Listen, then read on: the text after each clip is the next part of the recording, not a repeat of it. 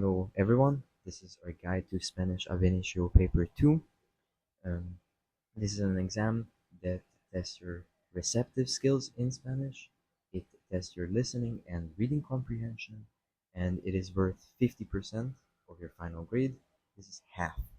That makes this the most important paper in the entirety of ab initio course by the weight of it. Your preparation strategy, therefore, should reflect this. If you're going to put extra time into studying for any one paper, it should be this one. The paper 2 has two sections. Listening comprehension takes about 45 minutes. You hear three audio texts, each played twice, with reading time before each one. The audio texts can be on any topic, and you should familiarize yourself with this particular vocabulary. Reading comprehension takes about 1 hour. You read three written texts of increasing difficulty and answer questions including multiple choice. For the listening part of this exam, it is very important that you constantly keep working at it. This is not a skill that you can develop 2 days before the exam. It is very important that through your years in the IB, you constantly every day listen a little bit to anything in Spanish. You can do this by listening to podcasts if you have the time. It's a very good way to have easy conversations and conversations in the topics that your exams can be in. And it is also just very good to listen to music because it's very fun and engaging. You can sing along, understand the words, and it's also useful sometimes to have conversations with your friends in Spanish because with speaking more and them speaking to you, you can understand more and you'll be constantly practicing this skill. Approach for reading is similar.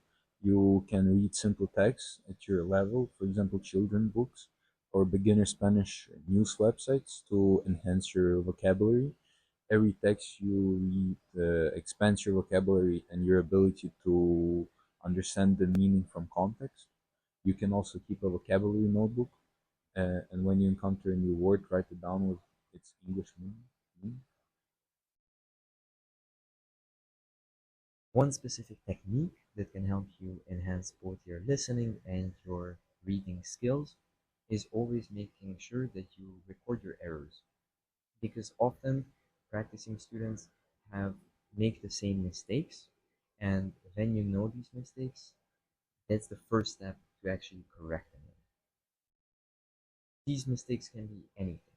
Was it the vocabulary word that you didn't know? Was there a distraction while listening? Note down the patterns because with practicing these and making sure that over time you correct these errors, you'll be ready for the actual Yeah, that's right. And remember, this paper is worth half of your grade. It is also the paper where consistent long-term preparation pays off the most. And you cannot prepare for listening comprehension overnight. But if you start from the beginning and practice a little every day, you'll walk in that exam room with confidence. And that's what matters. When you feel calm and prepared, you listen better, you read better, and you think more clearly under pressure. So start preparing today. final. So that was our guide.